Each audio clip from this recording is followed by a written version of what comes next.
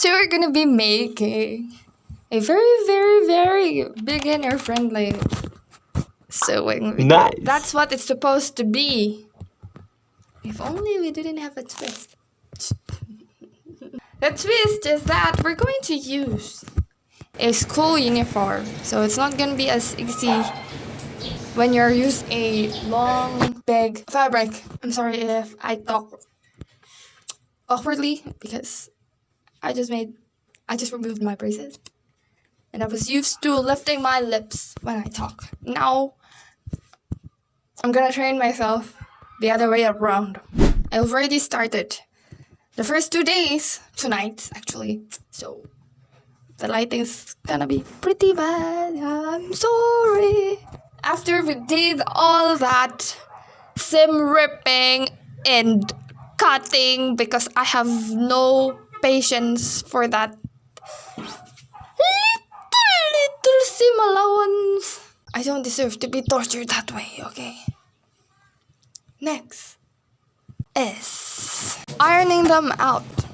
Apparently, I didn't think this much enough that I decided to not wash the uniforms first. Did I tell you already? The uniforms that I'm gonna be using are the school uniforms from when I was preschool, 5 years old, 5 to high school. Stains goes around when you're not being used. So hopefully, when I finish this project, that is only when I can wash these clothes.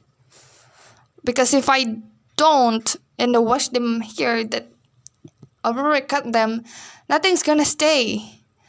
Everything's gonna fray, and then this is not probably gonna be a right tutorial because I am a beginner myself, and as we all must know that it is more important to learn things from the professionals and not your co-beginners.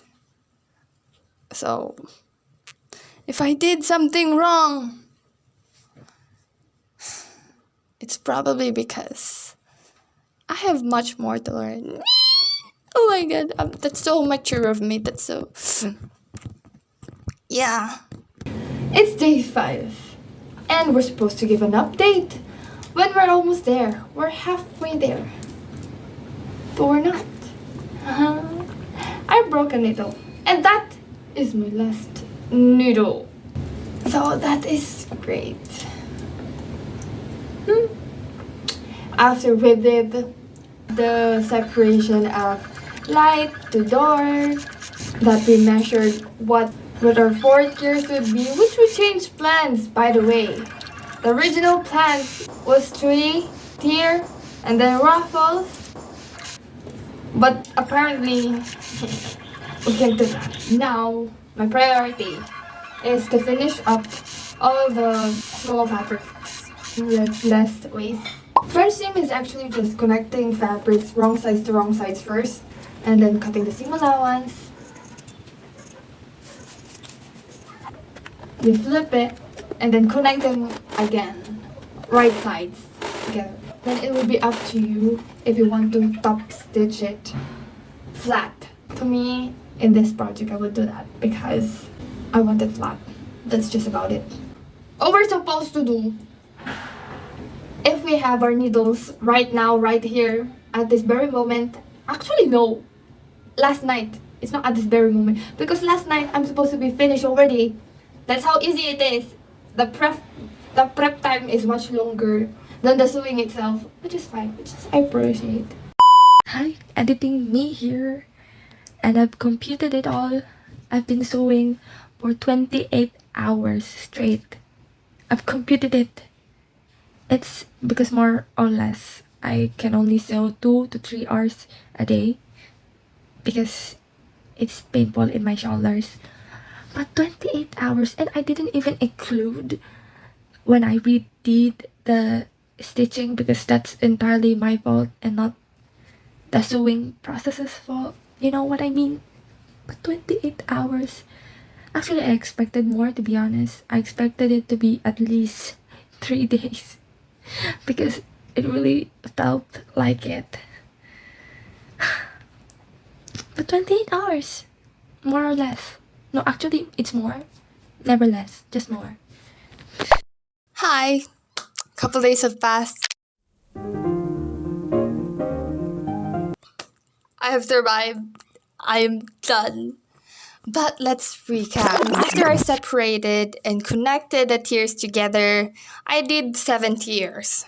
Plus a waistband and a ruffle, because they don't count as tiers. Anyway, after we did that, I gathered each tier, the upper part only, by using 2 rows of parallel stitches. I know you think that you could only do one and survive. You won't, I promise you. I didn't know gathering fabric would take so much of myself, but we're here. I am done. I survived. After you gathered the tier, I suggest that if you could do it the whole tier, just one straight, to better yet understand. When I did the gathering, at some point it is hard to pull anymore because it's too long. So I just did stop to where I could, and then zip rip it, and then start a new pulling. Do you get what I mean? Because I could not explain it better. Next, after you did the gathering, you connect the bows together. So gathered over the straight side of the tier. First tier, the second tier. Oh my god, the explanation. After you connect them, we're going to do a flat fell seam. You don't have to exactly do that, but I did. You can bind it, you can do what I did, flat fell seam, or you could just leave it.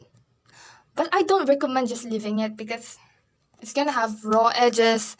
And when there's raw edges, of course, it's gonna be itchy. And when you wash it, it's gonna unravel. Sooner or later, the stitches were gone. Your skirt is falling out. To do the flat fell seam, you do, the gathered part, you cut it out because that's a thicker part. So fold the wider seam allowance in half and then fold it down again to make it flat. And then you're gonna do a top stitch around it. Hopefully you can do it straight because it's gonna be shown in the front side. At first, sorry for shouting. At first, I did a blue thread because I thought just because it's blue, it's gonna be not that visible to the eye. So I just had to redo it all over again. Thankfully, it wasn't as stressful as the first time we go. It's a bit painful in the shoulders, but it's fine. We did it! After you flat fell seam all the things that the things are thinging, you're gonna add ruffles.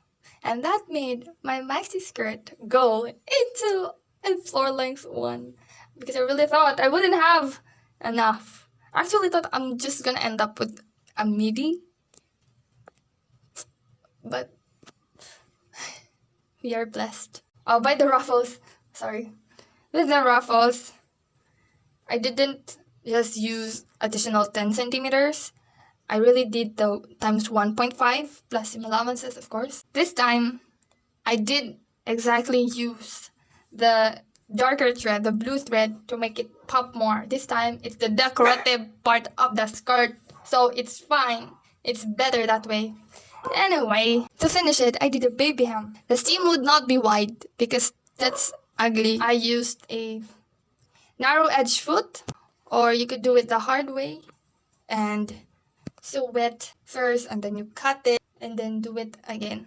Because technically baby hem is just a narrow double hem. After you did the ruffles, the last thing would be the waistband. For me personally, I don't like the garter on my stomach area. I want it flat. It looks much more presentable in my opinion to have a flat waistband in the front. I added the elastic on one side first and then I wore it to manipulate how much elastic I would need to reach the next seam allowance and be it taut on my waist, and kind of use like a binding method, which is connect it right sides by right side and then fold it in half. Fold another seam allowance under and top stitch it with the waistband in the back. I also top stitch the middle because I just look it's fancy that way. I know the waistband wouldn't go twisting. It looks like the gathers are much more placed well if I did a top stitch on the waistband itself. And to do that, it's simple. You just stretch the waistband and sew the thing on the middle. And then you're done. Yay! And here is the skirt.